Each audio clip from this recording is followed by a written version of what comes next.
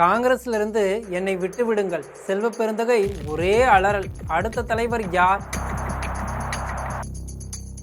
திமுக கதி அரோகதி.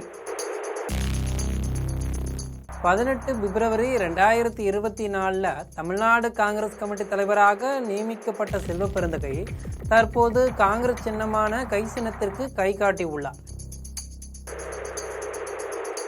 அவர் காங்கிரசுக்கு கை காட்டிய செய்தியை நம் ஜெம் தொலைக்காட்சி மூலம் பார்க்கலாம்.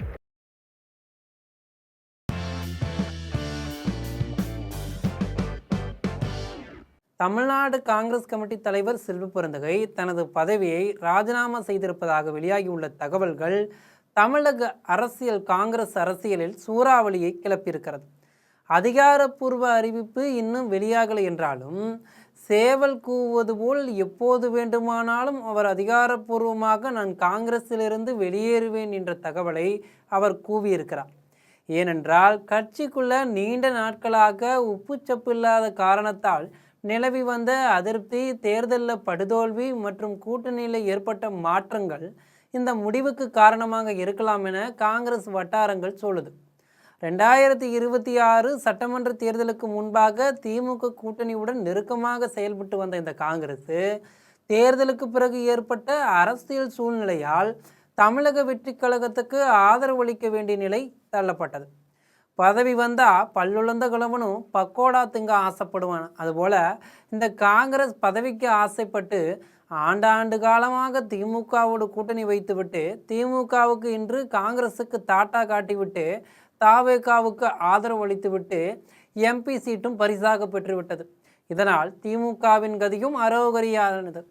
இந்த மாற்றம் மாநில காங்கிரஸ் தலைமைக்கு பல்வேறு சங்கடங்களை ஏற்படுத்தியதாக கூறப்படுகிறது. குறிப்பாக தமிழக அரசியலில் பல ஆண்டுகளாக திமுகவுடன் இணைந்து செயல்பட்டு வந்த நிலையில் திடீரென புதிய அரசியல் கூட்டணியை ஏற்க வேண்டிய சூழல் உருவாயிடுச்சு. கட்சி மேலிடத்தின் உத்தரவை ஏற்று செயல்பட்டாலும் மாநில தலைவராக செல்வ பெருந்தகை பல்வேறு விமர்சனங்களை எதிர்கொள்ள வேண்டிய நிலை ஏற்பட்டுச்சு. அதே நேரத்தில் தேர்தலின் போது வேட்பாளர் தேர்வும் கட்சிக்குள்ள பெரும் சர்ச்சையை ஏற்படுத்துச்சு. பல தொகுதிகளில் நீண்ட காலமாக கட்சிக்கு உழைத்த நிர்வாகிகளுக்கு வாய்ப்பு வழங்கப்படாமல் சமீபத்தில் கட்சியில் இணைந்தவர்களுக்கு சீட்டு வழங்கப்பட்டதாக குற்றச்சாட்டு எழுந்திருக்கு.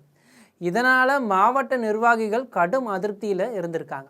சில வேட்பாளருக்கு பணம் பெற்றுக்கொண்டு வாய்ப்பு வழங்கப்பட்டதாகவும் குற்றச்சாட்டுகள் இருக்கு. இந்த விவகாரத்தில் மாநில தலைவர் என்ற முறையில் செல்வ பெருந்தகையின் பெயரும் அடிபட்டிருக்குது.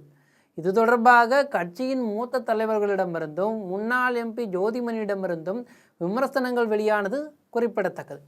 இதற்கிடையில் கடந்த சில வாரங்களாகவே செல்வ பெருந்தகை சத்தியமூர்த்தி பவனில் நடைபெறும் நிகழ்ச்சிகளில் அதிகமாக தலையை காட்டுறதில்ல. டெல்லி மேலிடத்துக்கும் பல்வேறு புகார்கள் சென்றதாக கூறப்படக்கூடிய நிலையில் கட்சிக்குள்ள உருவான அழுத்தம் காரணமாக ராஜினாமா முடிவை எடுத்திருக்கலாம் என அரசியல் வட்டாரங்கள் கருதுகிறாங்க. இந்த சூழலில் தமிழ்நாடு காங்கிரஸ் கமிட்டியின் அடுத்த தலைவராக யார் வரப்போகிறார் என்ற கேள்வியும் எழுந்திருக்கு. தற்போது 3 முக்கிய பெயர்கள் கட்சிக்குள்ள அதிகமாக பேசப்படுகிறது. அதில் முதலாவதாக முன்னாள் எம்பி ஜோதிமணியின் பெயர் அடிபட்டு கொண்டிருக்கிறது. இளம் தலைமுறையினரிடையே அறிமுகம் பெற்ற முகமாக இருக்கும் அவர் சமூக வலைதளங்களிலும் தீவிரமாக செயல்பட்டு வர்றார். பெண்களுக்கு முக்கியத்துவம் வழங்க வேண்டும் என்ற அடிப்படையிலும் அவரது பெயர் பரிசீலனையில் இருப்பதாக சொல்லப்படுகிறது. இரண்டாவதாக மூத்த காங்கிரஸ் தலைவர் மாணிக்கம் தாகூரின் பெயர் பேசப்படுகிறது.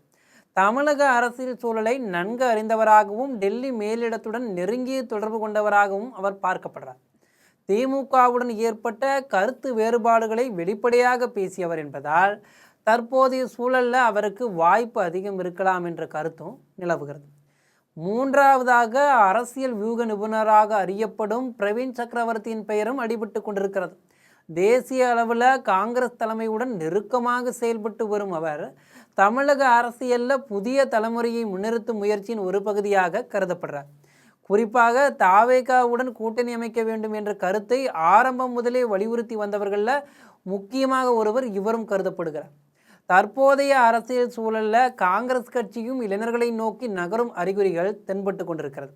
தாவேகா உருவாக்கிய தாக்கம், இளைஞர்களின் பங்கு ஆகியவை காங்கிரஸ்லையும் மாற்றத்தை ஏற்படுத்தி வருது. இதனால் டெல்லி மேலிடம் இறுதியாக யாரை தேர்வு செய்ய போகிறது என்ற யோகபோக எதிர்பார்ப்பு எழுந்திருக்கு. ஆக பொறுத்திருந்து பார்க்கலாம் இந்த 3 பேரின் ஓட்டப்பந்தயத்தில் யார் வெற்றி பெறப் போகிறார்கள் என்பதை. இது போன்ற செய்திகளை உடனுக்குடன் தெரிந்து கொள்ள ஜெம் தொலைக்காட்சியுடன் எப்போதும் இணைப்பில் இருங்கள். நன்றி, வணக்கம்.